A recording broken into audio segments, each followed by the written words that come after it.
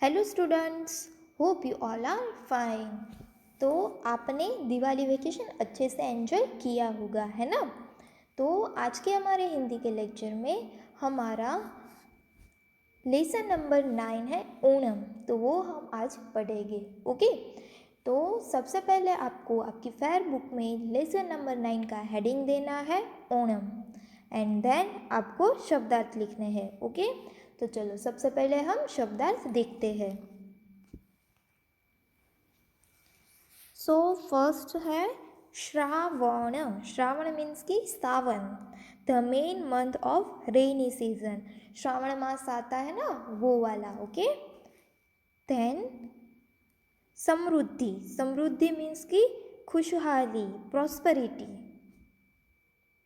Then पौराणिक। पौराणिक means की पुराण से संबंधित, मिथोलॉजिकल।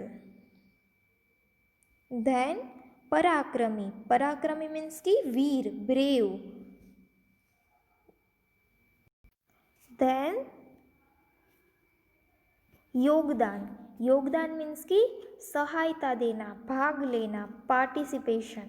ओके, देन सर्वाधिक। सर्वाधिक मीन्स की सबसे अधिक, ग्रेटेस्ट मीन्स की सबसे अच्छा, सबसे ज़्यादा। ओके, देन मूर्ति। मूर्ति मीन्स की प्रतिमा, स्टेच्यू।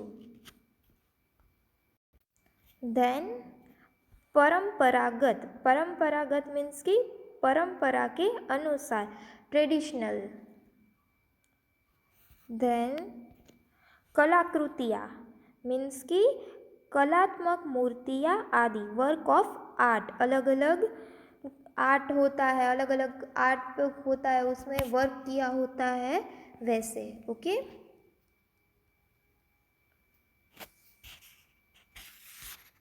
तो ये हो गए हमारे शब्दार्थ। अभी हम लेसन देखते हैं। तो भारत को त्योहारों का देश कहा जाता है। भारत को क्यों त्योहारों का देश कहा जाता है? क्योंकि भारत में सबसे ज़्यादा त्यौहार मनाए जाते हैं। अलग अलग त्यौहार सब लोग मनाते हैं। दिवाली आता है, उत्तरायण आता है ना, नवरात्रि आता है। वैसे बहुत सारे अलग अलग त्यौहार चलते रहते हैं, इसीलिए भारत को त्योहारों का देश कहा जाता है। यहाँ वर्ष भर त्योहारों की धूम रहती है। ये त्योहार जनजीवन में चेतना, एकता तथा उत्साह का संचार करते हैं। तो त्योहार होता है तब एक दूसरे से लोग मिलते हैं, खुश होते हैं, है ना। इसीलिए त्योहार मनाना अच्छी बात है ना। सब लोग खुशी खुशी त्योहार मनाते हैं। दक्षिण भारत के केरल राज्य का एक विशेष त्यौहार है ओणम। तो ये लेसन का नेम क्या है? ओणम। तो ये एक त्यौहार का नेम है। वो किसका त्यौहार है? दक्षिण भारत के केरल राज्य का त्यौहार है। केरल अब तो सबने सुना होगा, तो ये ओणम है, ये केरल राज्य का त्यौहार है। जब लगातार 3 माह की बारिश के पश्चात आकाश नीला और स्वच्छ हो जाता है, तालाबों और झीलों में जल की मात्रा बहुतायत में हो जाती है, कमल और लिली के पुष्प पूरे सौंदर्य के साथ खिलकर महकने लगते हैं, तब फसलों के घर आने के उपलक्ष्य में ओणम का त्यौहार श्रावण मास में मनाया जाता है। तो ओणम का त्यौहार कब आता है?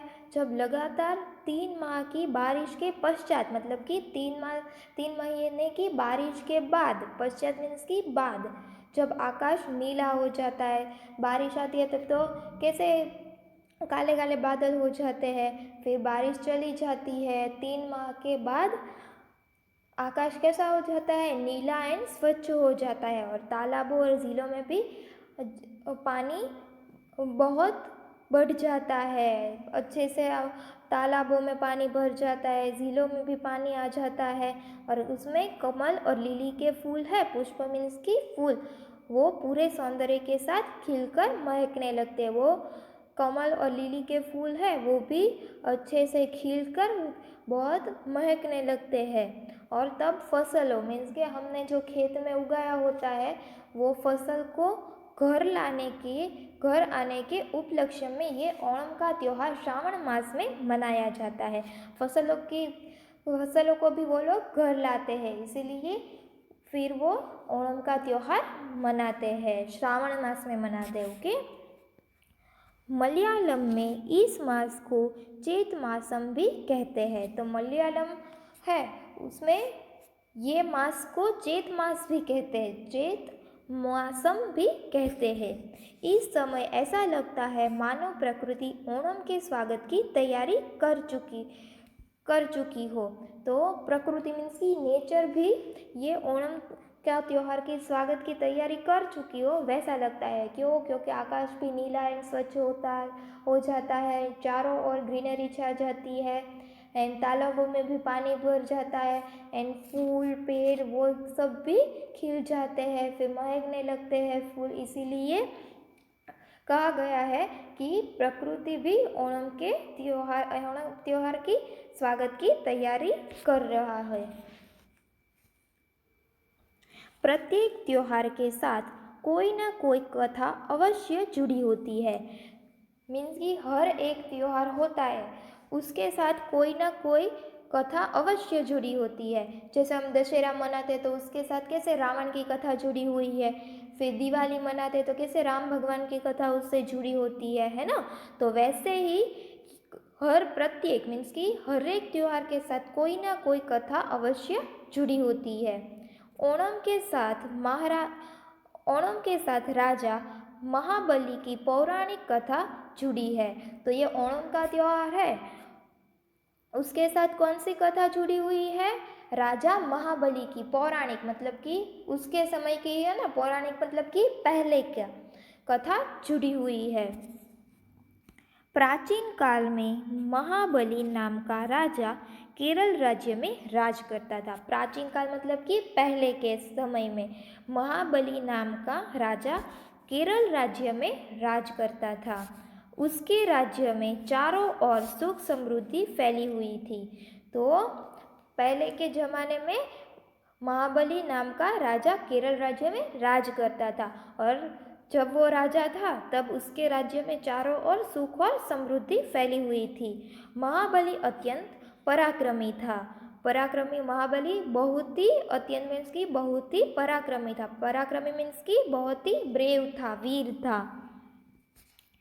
उसने अपने पराक्रम से पृथ्वी और पाताल लोक का स्वामी बनने के पश्चात आकाश की ओर अपना अधिकार बढ़ाना प्रारंभ कर दिया। तो महाबली थे वो बहुत ही ब्रेव थे, इसलिए उसने तो अपने पराक्रम से मतलब कि उसकी वीरता से उसने पृथ्वी और पाताल मतलब कि पाताल कहाँ पे होता है? नीचे होता है। तो पृथ्वी लोक एंड पाताल लोक का स्वामी बनने के पश्चात वो दोनों के स्वामी बन गए थे, पृथ्वी के और पाताल के। और उसके बाद अभी वो आकाश की ओर अपना अधिकार बढ़ाना प्रारंभ कर दिया। वो पृथ्वी का भी स्वामी था एंड पाताल लोक का भी स्वामी था। तो उसके बाद अभी बाकी क्या रहा? आकाश। तो उसकी ओर भी अभी उसने अपना अधिकार बढ़ाना प्रारंभ कर दिया था। प्रारंभ मीन्स की शुरू कर दिया था।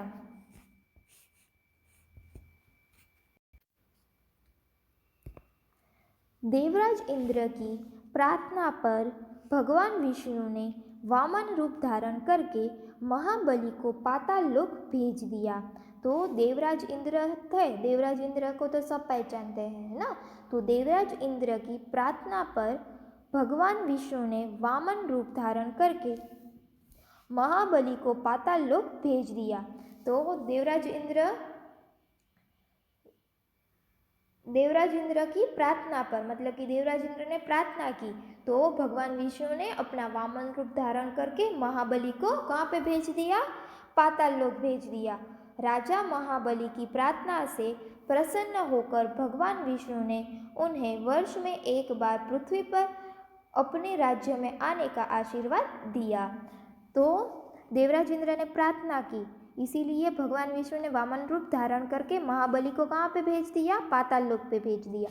पर राजा महाबली की प्रार्थना से, महाबली बहुत अच्छे से प्रार्थना करते थे, इसलिए उसकी प्रार्थना से प्रसन्न होकर भगवान विष्णु ने उन्हें वर्ष में एक बार पृथ्वी पर अपने राज्य में आने का आशीर्वाद दे दिया। तो राजा महाबली ने प्रार्थना की, इसीलिए भगवान विष्णु राजा महाबली पर प्रसन्न हो गए और उसको ऐसा वरदान दिया कि तुम वर्ष में एक बार पृथ्वी पर अपने राज्य में जा सकते हो, ऐसा उसको आशीर्वाद दे दिया।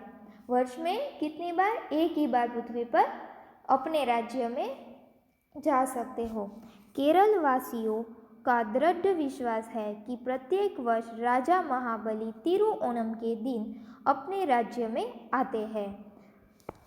तो केरल वासियों मतलब कि केरल में जो लोग रहते हैं उसको ऐसा पक्का, दृढ़ मतलब उसको ऐसा दृढ़ विश्वास है, पक्का विश्वास है कि प्रत्येक वर्ष मीन्स कि हर वर्ष राजा महाबली तिरुओणम के दिन अपने राज्य में आते हैं। इस दिन महिला उनके स्वागत में अपने घरों के प्रवेश द्वार को विभिन्न प्रकार से सजाती है और रात्रि में दीप जलाती है।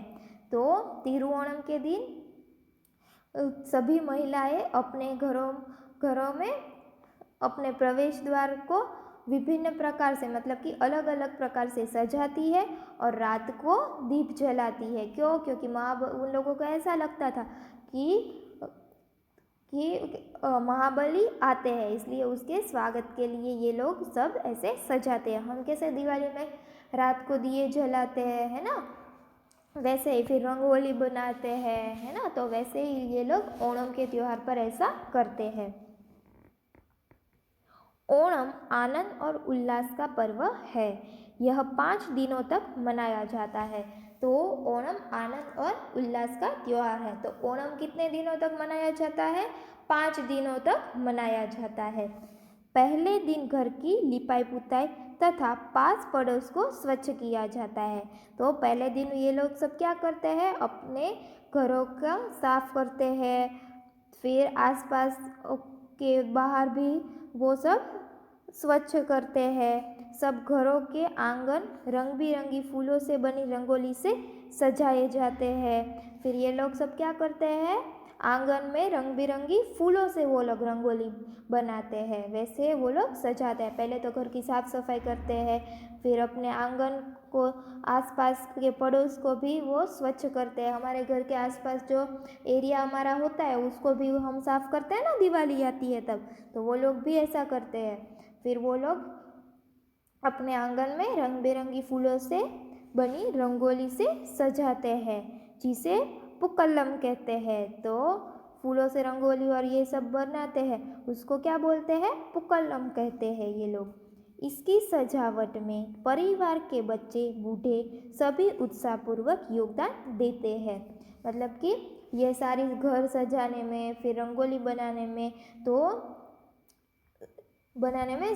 परिवार के बच्चे और बूढ़े सभी बहुत उत्साहपूर्वक मतलब कि आनंद से योगदान देते हैं। योगदान मतलब कि पार्टिसिपेट करते हैं, उसमें सबकी हेल्प करते हैं करने में। विष्णु और महाबली की मूर्तियों को रखकर दीप पूजन किया जाता है। तो वो लोग क्या करते हैं? विष्णु भगवान और महाबली की मूर्तियों को रखकर उसका दीप पूजन करते हैं, मतलब कि उसकी आरती उतारते हैं, फिर उसकी पूजा करते हैं, वैसे वो लोग करते हैं। ओणम का दूसरा दिन सर्वाधिक महत्वपूर्ण होता है। तो ओणम का दूसरा दिन होता है वो सर्वाधिक मतलब कि सबसे अधिक महत्वपूर्ण होता है, सबसे महत्वपूर्ण होता है। इसे तिरुओणम कहते हैं। ओणम का दूसरा दिन है वो सबसे ज़्यादा इम्पोर्टेंट होता है। दूसरा दिन होता है ओणम का, उसको क्या बोलते हैं? तिरुओणम बोलते हैं। तिरुओणम पारिवारिक जनों के मिलन, पारस्परिक प्रेम व सहयोग का पर्व होता है। तो तिरुओणम पारिवारिक जनों के मिलन मतलब कि सब लोग एक दूसरे को मिलते हैं, इसीलिए प्रेम व सहयोग का पर्व होता है। इस दिन बाहर गए लोग वापस लौट आते हैं तथा मिलजुल कर त्योहार मनाते हैं।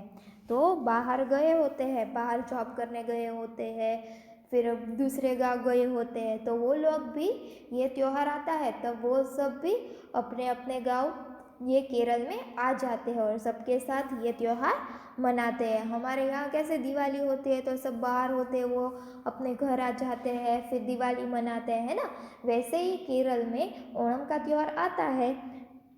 तो जो बाहर गए होते हैं वो लोग वापस लौट आते हैं और मिलजुल कर त्यौहार मनाते हैं। सभी नए कपड़े पहनते हैं। दोपहर के समय सब केले के पत्तों पर भोजन करते हैं। यहाँ केले के पत्ते पर भोजन करना पवित्र माना जाता है। तो केरल है, वहाँ पर केले के झाड़ बहुत होते हैं, है ना, तो वहाँ पे सब लोग थाली में नहीं खाते पर किस में खाते हैं, केले के पत्ते में खाते हैं। तो तिरुओणम के दिन सब लोग नए कपड़े पहनते हैं और दोपहर के समय वो लोग केले के पत्तों पर भोजन करते हैं, क्योंकि वहाँ केरल में केले के पत्ते पर भोजन करना बहुत ही पवित्र माना जाता है। ओणम के दिन भोजन में विभिन्न प्रकार के व्यंजन और पकवान तैयार होते हैं। तो जब ओणम होता है उस दिन भोजन में भी अलग अलग प्रकार के डिशेस बनी होती है, स्वीट्स बनी होती है। इनमें चावल, दाल, पापड़, सांभर, खिचड़ी, उत्परी मतलब कि पकौड़ी वो लोग अपनी भाषा में बोलते हैं, है ना। फिर पायसम, पायसम मीन्स की खीर आदि मुख्य है। तो वो सब ये लोग ये सारा खाना खाते हैं। धान, नारियल और केला केरल की मुख्य फसलें हैं। तो वहाँ पे क्या ज़्यादा होता है, धान, नारियल और केला, वो केरल की मुख्य फसलें हैं, मतलब कि वो वहाँ पे ज़्यादा होता है। यहाँ के विविध पकवान और व्यंजन इसी से बनाए जाते हैं। तो केरल में अलग अलग टाइप्स की डिशेज होती है, वो ज़्यादातर इसी से बनाए जाते हैं। चावल की केरल है, वहाँ पे चावल की आइटम्स ज़्यादा मिलती है ना।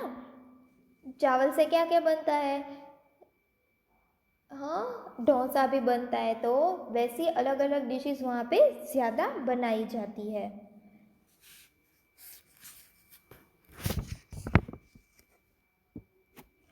ओणम के दिन खेल और मनोरंजन के अनेक कार्यक्रम आयोजित किए जाते हैं। बालिकाएं एवं स्त्रियां समूह में नृत्य करती है। तो ओणम का कितने दिनों का त्यौहार होता है, 5 दिनों का त्यौहार, जिसमें अलग अलग दिन पे ये लोग अलग अलग सब कुछ त्यौहार अलग अलग टाइप से मनाते हैं। तो ओणम के दिन खेल और मनोरंजन के अनेक कार्यक्रम आयोजित किए जाते हैं, मतलब कि अलग अलग खेल होते हैं तो ये लोग आयोजित करते हैं, मतलब कि उसका आयोजन करते हैं। फिर बालिकाएं एवं स्त्रियां समूह में नृत्य करती है, मतलब कि डांस करती है। गांव व नगरों में अनेक प्रकार की खेल प्रतियोगिताएं आयोजित की जाती है। तो गांव और नगरों में अनेक प्रकार की खेल प्रतियोगिता ये आयोजित की जाती है। अलग अलग खेल की क्या लोग करते हैं, वो लोग कंपटीशन करते हैं, जिनमें नौका दौड़ सर्वाधिक लोकप्रिय है। वहाँ पे कौन सी दौड़ सबसे ज़्यादा लोकप्रिय है, नौका दौड़, मतलब कि नाव में बैठे होते हैं, वो कौन सी नाव जल्दी पहुँच जाए एक किनारे से दूसरी जगह पर, तो केरल में नौका दौड़ है वो सर्वाधिक लोकप्रिय है। यह बारभूता नामक स्थान पर होती है। वहाँ पे एक स्थान है बारभूता, वहाँ पर ये नौका दौड़ होती है। दूर दूर से सर्पाकार नौकाएं पंपा नदी के तट पर लाई जाती है। तो दूर दूर से मतलब कि कहीं दूर दूर सब लोग रहते हैं, वहाँ से सर्पाकार मतलब कि सर्प के आकार की नौकाएं, बड़ी बड़ी नौकाएं, वो कौन सी नदी पर लाई जाती है, पंपा नदी के तट पर लाई जाती है। सबसे पहले नौकाओं की पूजा होती है। तो दौड़ शुरू हो उसके पहले क्या करते हैं वो लोग, नौका की पूजा करते हैं। इस सर्प नौका दौड़ के लिए ग्रामवासी वर्ष भर नौकाएं तैयार करते हैं। तो ये नौका दौड़ के लिए ग्रामवासी मतलब कि गांव के जो लोग होते हैं वो वर्ष भर मतलब कि पूरे साल ये नौका को तैयार करते हैं। प्रत्येक गांव के लोग अलग अलग अपनी अपनी नौका लेकर आते हैं। प्रत्येक गांव मतलब कि अलग अलग हर एक गांव के लोग अलग अलग अपनी अपनी अलग अलग टाइप्स की और अपनी अपनी नौका लेकर आते हैं। गांव के सभी वर्गों के लोग अपनी नौकाओं में गर्व के साथ बैठते हैं। तो गांव के सभी वर्गों मतलब कि सब लोग अपनी अपनी नौकाओं में बड़े गर्व के साथ बैठते हैं। परंपरागत पोशाकें पहने नौका गीत गाते हुए लोग अपने चप्पू को एक विशेष ताल के साथ चलाते हैं। नाव है वो ऐसे ही तो नहीं चलती है, वो उसकी लकड़ी होती है, सबको पता होता है, ये इंजन वाली नाव नहीं होती है ना। तो वो चप्पू आता है, उसको क्या बोलते हैं, चप्पू बोलते हैं। तो वो लोग विशेष ताल के साथ चलाते हैं, इसलिए फिर नौका आगे चलती है। तो वो लोग नौका में अपने ट्रेडिशनल पोशाक कपड़े पहनकर वो लोग नौका गीत गाते हुए अपने चप्पू को चलाते हुए एक विशेष ताल के साथ वो लोग चलाते हैं अपनी नौका, वो आगे बढ़ाते रहते हैं। दौड़ में विजेता टीम को पुरस्कृत किया जाता है, मतलब कि दौड़ में जो जीतता है उसको वो लोग इनाम देते हैं। नौका दौड़ को देखने के लिए देश विदेश से बड़ी संख्या में पर्यटक आते हैं। तो ये नौका दौड़ देखने के लिए भी देश विदेश से सब लोग आते हैं। माना जाता है कि तिरुओणम के तीसरे दिन महाबली अपने लोक लौट जाते हैं। तो ऐसा माना जाता है कि तिरुओणम के तीसरे दिन महाबली अपने लोक वापस लौट जाते हैं। इसीलिए तिरुओणम के दिन बनाई गई कलाकृतियाँ तीसरे दिन हटा दी जाती है। तो वहाँ के लोग क्या मानते हैं कि तिरुओणम के तीसरे दिन महाबली राजा है वो अपने लोग वापस लौट जाते हैं, इसीलिए तिरुओणम के दिन बनाई गई कलाकृतियाँ तीसरे दिन हटा दी जाती है। वो रंगोली सब ने बनाई होती है, वो सब वो लोग तिरुओणम के तीसरे दिन वो सब हटा देते हैं। लेकिन अगले 2 दिन तक ओणम चलता रहता है। अगले 2 दिन तक ओणम का त्यौहार चलता रहता है। केरल वासी बीते हुए ओणम की मधुर यादों में तथा आने वाले ओणम की प्रतीक्षा में पुनः खुशी से अपने कार्यों में लग जाते हैं। तो केरल वासी बीते हुए मतलब कि जब ओणम के त्यौहार खत्म हो जाता है तब केरल वासियों बीते हुए ओणम की मधुर यादों में तथा अगले वर्ष आने वाले ओणम की प्रतीक्षा मतलब कि राह में पुनः खुशी से अपने कार्यों में सब लोग वापस लग जाते हैं। तो यहाँ पे हमारा लेसन नंबर 9 ओणम फिनिश हो गया। Okay students, thank you students.